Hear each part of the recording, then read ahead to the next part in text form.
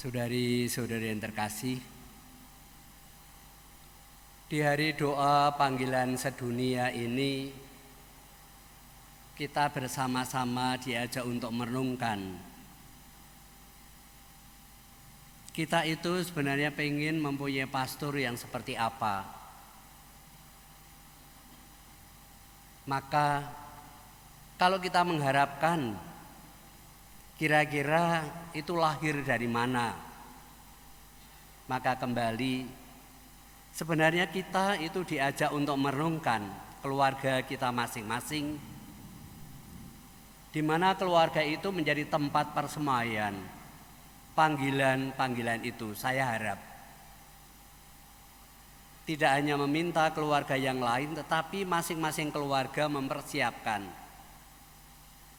Kalau mempunyai pastor yang kurang baik, bagaimana sekarang ibu bapak sekalian mempersiapkan putra dan putrinya supaya nantinya bisa menjadi kebanggaan keluarga dan juga menjadi kebanggaan seluruh umat.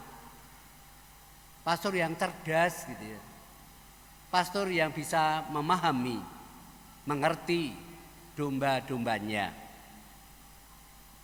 Maka berarti juga kita diajak untuk merenungkan keluarga kita masing-masing, di mana tempat persemaian gembala yang baik itu. Saudari-saudari yang terkasih, maka bacaan Injil pada sore hari ini mengajak kita untuk merenungkan perkara gembala yang baik itu seperti apa. Yang pertama, Tuhan Yesus mengatakan, "Akulah gembala yang baik."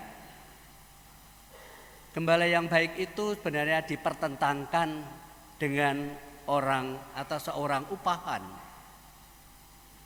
Seorang upahan namanya juga hanya mencari upah. Maka orang itu hanya berpikir tentang dirinya sendiri. Seorang upahan boleh dikatakan hanya memikirkan upahnya berapa, jumlahnya berapa, kapan diberikan, dan seolah-olah bahwa dia meminta haknya. Dan itulah seorang upahan. Maka di sini dikatakan ketika seorang upahan itu yang bukan gembala dan yang bukan pemilik dari domba-domba itu, ketika ada serigala datang, bahwa seorang upahan itu tidak memikirkan keselamatan domba-dombanya. Kembali dia hanya memikirkan keselamatan dirinya sendiri.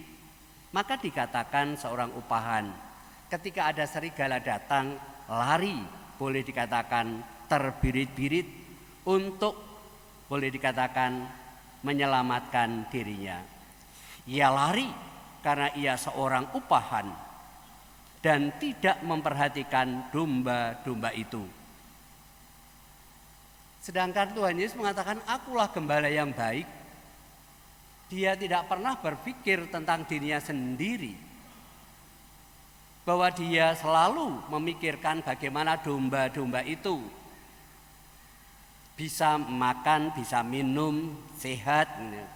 Bagaimana dia mencoba untuk mengarahkan, dan bagaimana ia berjibaku boleh dikatakan ketika ada rombongan atau serombongan serigala datang yang ingin boleh dikatakan mencapik-capik domba, yang ingin memporak-porandakan domba-domba itu. Ia tampil dengan tangguh gitu ya, dan ia membela domba-dombanya. "Akulah gembala yang baik." Berbeda dengan seorang upahan. Yang kedua, bahwa gembala yang baik dikatakan oleh Tuhan Yesus sendiri. Gembala yang baik adalah rela untuk menyerahkan nyawa bagi domba-dombanya. Dan Tuhan Yesus berbicara tentang dirinya sendiri, bagaimana dia sungguh memikirkan keselamatan umat manusia. Sampai dia merelakan dirinya tergantung pada kayu salib. Bagaimana penebusan itu diwujud nyatakan, bahwa dia berani untuk menyerahkan jiwa dan raganya untuk domba-dombanya. Itulah gembala yang baik menurut versi dari Injil Yohanes. Akulah gembala yang baik. Gembala yang baik menurut versi boleh dikatakan Yohanes mempunyai kedekatan relasi antara gembala dan domba-dombanya, antara Tuhan Yesus dan umatnya dan jemaatnya. Dia mengerti kehendak dan keinginan daripada domba-dombanya. Ia mengerti bahwa ada domba-dombanya yang memerlukan sesuatu. Demikian relasinya yang demikian kuat, maka kehadiran sang gembala itu selalu mengarah kepada bagaimana domba-domba itu memperoleh keselamatan. Saudari-saudari yang terkasih, kedekatan relasi itulah sebenarnya yang menjadi sumber sehingga juga domba-domba mau mendengarkan firman-Nya, mau merenungkan firman-Nya, dan mengerti dengan apa yang dikehendaki oleh Allah. Dan diharapkan juga bisa menjadi pelaku firman itu. Karena kedekatan relasi inilah sebenarnya domba itu bisa menyadarkan jiwa dan raganya kepada sang gembala yang baik. Saudari-saudari yang terkasih, di sini juga dia mengatakan, di samping domba-domba ini masih ada domba-domba yang lain di luar kandang. Pada waktu itu sebenarnya Tuhan Yesus itu mengarahkan, boleh dikatakan, karya-karyanya hanya untuk orang-orang Israel, hanya untuk orang-orang Yahudi. Tapi karena banyak orang yang menolak, maka kiranya beralih bahwa ada domba-domba yang lain. Dan domba-domba yang lain boleh dikatakan adalah non-Yahudi atau non-Israel. Dan non-Yahudi itu adalah kita masing-masing yang sore hari ini berkumpul merayakan Ekaristi. Maka ketika kita melihat, yaitu di pelataran Vatikan sana, banyak orang itu berkumpul di sana. Banyak orang sebenarnya dari berbagai mancanegara berkumpul dan satu sama lain tidak perlu adanya pertentangan. Dan sebenarnya di sana berada dalam satu gembala.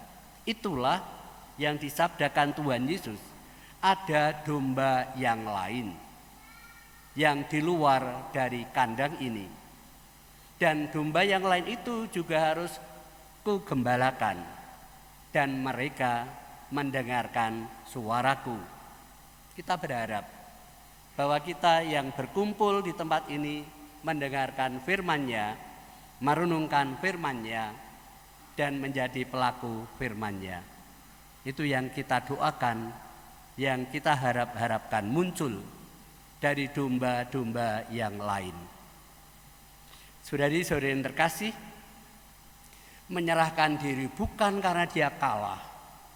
Menyerahkan diri, menyerahkan nyawanya bukan karena dia takut, tetapi sebenarnya bagaimana dia berelasi dengan Allah, Bapa di surga. Ketika dia merenungkan relasinya dengan Allah Bapa di surga, maka dia sungguh bisa menangkap inilah yang dikehendaki oleh Allah Bapa, agar domba-domba itu memperoleh keselamatan. Ia menyerahkan dirinya karena kehendak bebasnya, dan ia menyerahkan diri karena keinginan yang demikian menggebu agar setiap orang, agar domba-dombanya memperoleh kebahagiaan. Kembali lagi, bukan karena kalah, karena relasinya dengan Bapa yang demikian dekat, dan itulah yang dikehendaki oleh Allah. Maka dia mengatakan, aku bebas untuk menyerahkan, tetapi juga aku mempunyai kuasa untuk mengambilnya kembali. Dan memang benar, setelah dia dibangkitkan dari alam maut, maka ia memperoleh kehidupan dan duduk di samping kanan Allah Bapa. Saudari-saudari yang terkasih, dalam Yesus Kristus. Maka apa yang bisa kita petik kembali? Gembala yang baik seperti inilah sebenarnya yang ibu bapak sekalian harap-harapkan dan damba-dambakan. Maka kiranya yang menjadi tugas kita bersama, bagaimana kita mempersiapkan persemaian-persemaian sehingga muncul gembala-gembala yang baik yang kita nanti, yang kita damba-dambakan bersama. Di samping itu gitu ya, mari kita juga mendoakan para gembala yang ada ini, agar gembala yang ada ini tidak hanya berpikir tentang dirinya sendiri, tidak hanya berpikir tentang kenyang perut, tetapi mari kita doakan agar mereka juga menjadi gembala yang baik.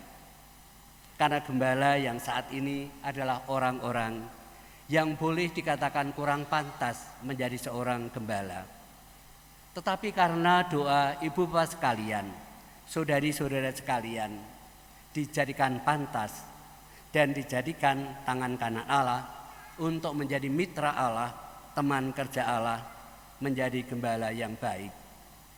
Saudari-saudari yang terkasih, mari kita bersama-sama berdoa bagi para gembala yang ada, berdoa bagi keluarga-keluarga yang mempersiapkan diri tempat persemaian gembala-gembala yang baik.